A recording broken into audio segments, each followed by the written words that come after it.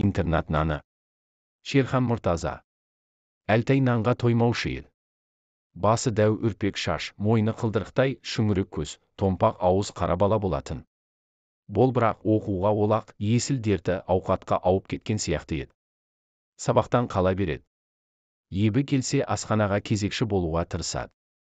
Кезекшінің міндеті екі шелекпен өзеннен еңірете су тасиды. 100 баланы асырайтын тайқазан толғанша тасиды. Одан ыдыс аяқ жууға қосымша тағы тасиды. Кезекшіліктің ең ауыры осы. Интернаттың іргесін жалап ағатын өзеннен асханаға құбыр тартуға ол кезде шама келмеді ме, әлде құнт болмады ма, біз қайдан білейік, әйтеуір, ауыр-ауыр екі шелек буыны бекіп, бұғанасы қатпаған жеткіншектердің екі иіннен зілдей басып, онсыз да тапал бойды төмен тартар еді. Кезекші су мәселесін шешкен соң картоп аршуға кіріседі. Одан кейін ұзыннан ұзақ созылған столға екі қатар қалайы тәрелкелерді, қисық қыңыр қалайы қасықтарды қойып шығады. Содан соң барып әрбір тәрелкенің тұсына тілдей кесілген қара нан қояды. Бұл кезде Әлтайдың қасына тәрбиеші немесе аспаздың өзі ілесіп жүреді. Соның өзінде де Әлтай олардың қырағы көзін ала беріп, бірер кесегін томпақ ауызға бұралақтап ұрып жібереді. Тәрбиеші оның аузына күдіктене қарар еді. Бірақ Әлтай сыр бермейтін. Сірә нанды шайнамай жұтып жіберетін шығар. Өй, өңшең жалмауыз, топырламай бір-бірлеп кіріңдер деп есіктің аузында тұрады.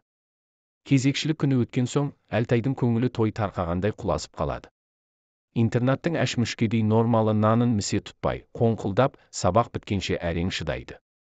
Кейде соңғы сабақтан қашып кетеді. Жол жөнекей драмтеатрға соғып, қандай спектакль жүретінін, қандай контрамарка болатынын біліп алады. Интернатқа келе сала ас үйден бір түйір картоп сұрап алып, оны ойып мөр жасайды. Кітаптың қатырма мұқабасын кесіп картопқа сия жағып, мөрді картонға мұқият басады. Сөйтіп әрбір контрамарканы нанға айырбастайды. Театрға барушы талапкерлер табылады. Ашқалуға бейіл, бірақ қобыландыны, қыз жібекті көруге құштарлар, Құдайға шүкір, бар. Театрдың қызметкерлері ойын соңында контрамарканың соншалықты көбейіп кеткеніне таң қалысады. Нанды қиып, театрға барғандар спектакльден қайтып келгенде қарындары ашады. Ұйықтаған соң қарының ашқаны білінбейді дейді, әр нәрседен хабары бар, қара чайқас болады. Онда шуылдамай тезірек жатайық дейді балалар. Балалар ұйқыға кетеді. Бір бөлмеде 10 адам жатады. Бәрі әскер балалары. Бәрі де ауылдан келген. Облыс орталығында соғыстан соң жаңадан ашылған интернат пансионда жатып оқиды. Майданнан әкесі қайтпағандар, соғыстан ағасы келмегендер, ашқарын ұйқыда түстерінде ауылдың нарт қызыл таба нанын көріп, тамсанып жатады. Осы кезде Әлтай басын көрпемен жауып алып, нан жейді. Біреу естіп қоймасын деп дымын шығармауға тырысады.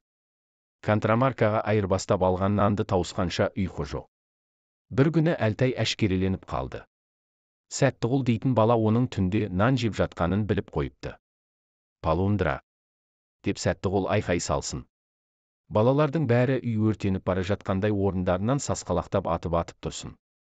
Не боп қалды? Әлтай нан жеп жатыр. Нан? Нан деген сөзді естігенде ұйқы шайдай ашылады. 7 түн ішінде таң атып, күн шығып, 17-ның тар бөлмесіне нұр шашырағандай болады. Нан деген сөз алыстағы ауылдан апаң келіп тұр дегенмен бірдей.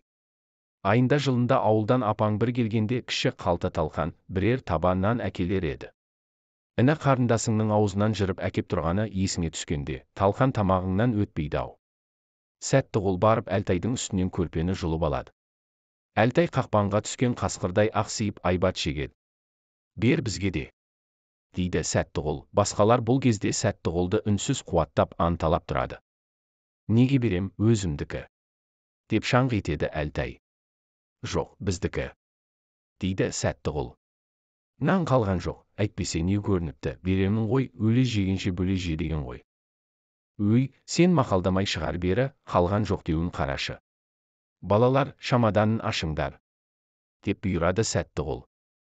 Әлтайдың пәнер тақтайдан шағын чемоданы бар, аузында жұдырықтай құлып тұрады. Әлтай өз меншігін қорғамақ боп, кереуеттің астына ұмтылады. Бірақ еңгезердей Сәттіғұл оны төсектің үстіне атып ұрып, тырп еткізбей қол аяғын басып жатады. Атаңа нәлет қодар, дейді Әлтай ышқынып, босат былай. Балалар театрдан қайтқан сайын ондағы ойынды өздері қайталап, біреу Төлеген, біреу Бекежан болып шыға келетін, Сәттіғұл Қодар рөлін ойнаушы еді. Содан да Қодар атанып кеткен. Дымыңды шығармай жат, паразит Қарабай деп масаттанады Сәттіғұл Әлтайдың дүние қоңыздығын бетіне басып. Құлыптың кілті табылмайды. Оған балалар онша өкіне де қоймайды. Епті біреуі шегемен ақ аша салады. Перғауынның мыңжылдық алтын табыты кенеттен табылғандай-ақ балалар аң-таң болып, ауыздарын ашып аңырып біраз тұрып қалады. Чемодан ашылғанда ішінде тілім-тілім нан, бір қалта бидай талқан, бір қалта қуырған жүгері, бір қалта құрт жайнап жатады.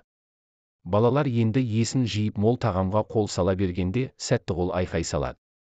Тәртіп сақта. Біз мародер емеспіз, саналы азаматтармыз. Бәрін заңды түрде жасауымыз керек. Біз феодализмнің кәрі қақпасы Қарабайдың малын кәмпескелейміз. Бәріміз теңдей бөліп аламыз деп тамақты бөліске сала бергенде есік сарт ашылып, табалдырықта алпамсадай алып адам иығына шинелін желбегей жамылып, міз бақпай тұрып қалады. Қалың қастары бірігіп кеткен. Көзі оқтаулы мылтықтай. Тұла бойы қаһарлы. Бұл не шу? Деп ақырады әлден соң. Неге ұйықтамайсыңдар? Әлтай арыз айта алмас. Өйткені өз кінәсі ашылып қалады. Басқаларда да үн жоқ. Өйткені біреудің чемоданын тонауға болмайды. Интернат меңгерушісі қос қолын галифе шалбардың қалтасынан шығармай қазыналы қара чемоданға шалқақтай қарап қалады. Қалың қара қасын бір жоғары, бір төмен ойнақтатады. Әлден соң, так, бәрің далаға шық, деп бұйырады. Смирно, деп бұйырады.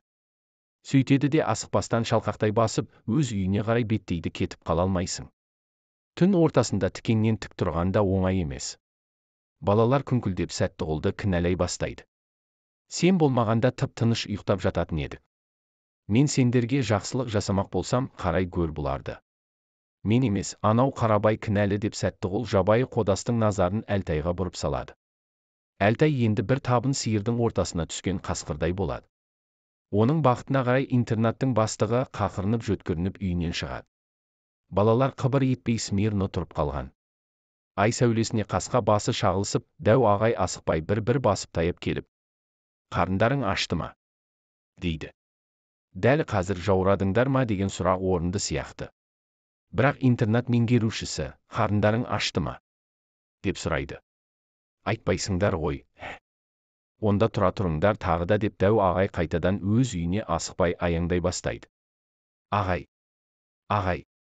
Тоқтаңыз дейді, шыдай алмаған Хасболат күркіреуік даусымен.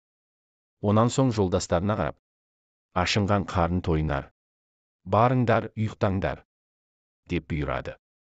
Жақсы сөз, жарым ырыс, балалар жәбір жаманшылықтың бәрін ұмытып, жылы көрпелердің астына қойып кетеді. Сол көңіл тоқтықпен рахаттанып ұйқыға кірісе бергенде, әрбір төсектің басына Әлтай келіп, балаларды басынан түрткілейді. Мә дейді, аң-таң болған жолдасына Әлтай бір тілім нан ұсынып. Нан жетпегендерге бір уыс талқан немесе бір түйір құрт тиеді. Бөлме іші мейірімге толғандай. Сол сезімнің әлдилеуімен 10 бала тәтті ұйқыға кетеді. Түстерінде бір қанарынан арқалап, балаларға үлестіріп жүрген дәу ағайды көреді. Жаңа жыл екен дейді. Интернат асханасының қақ ортасына үлкен екі орнатылған екен. Шыршаның әрбір бұтағынан қызыл күрең бөлке нан салбырап тұр екен. Дәу ағай аяз ата болған екен, жаңа жылда конфет орнына бір бөлке нан сыйлап жүр екен.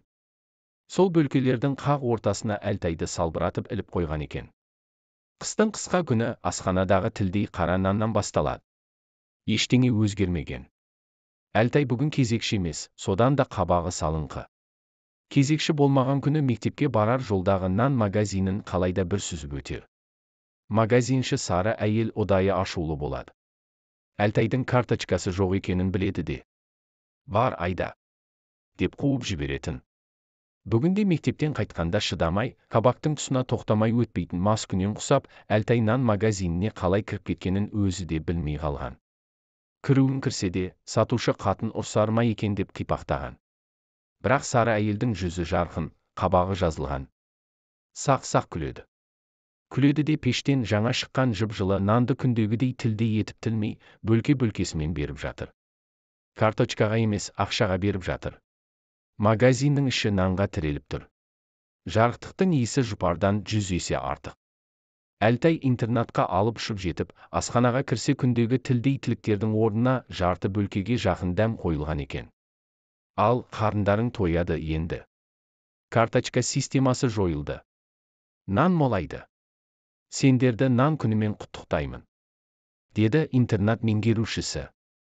Бұл 1947 жылдың 16 желтоқсаны еді. Әлтай сонда әлгі нанды жеп тауыса алсашы. Әшейінде бұралақтап ауызға бірақ асайтын асты тауыса алмай тойды да қалды. Мен бұл кезде қызметке баратын жолда Астанадағы ең үлкен нан магазині бар. Ешқандай жұмысым жоқ, тамағым тоқ болса да, әлгі магазинге анда-санда бір кіріп шығамын. Нанның сондағы түр-түрі-ай. Қазақтың таба наны дейсің бе, Украинаның қара наны дейсің бе, қалалық ақ бөлкелер дейсің бе, кірпіш нан, дөңгелек нан. Магазиннің іші жып-жылы. Нан иісі ана сүтінің иісіндей. Осы магазиннің тұсынан өткен сайын интернат есіме түседі. Әлтай қазір аудандық оқу бөлімінің бастығы, ғылым кандидаты. Сәттіғұл ірі совхоздың директоры. Мен болсам жиі-жиі ойға қалам, іргесін боз өзен жалап жататын интернат болмағанда, интернаттың бір тілім қара наны болмағанда, біз осы дәрежеге жетер ме едік? Кім біледі? Нұр жаусын саған, интернаттың қара наны,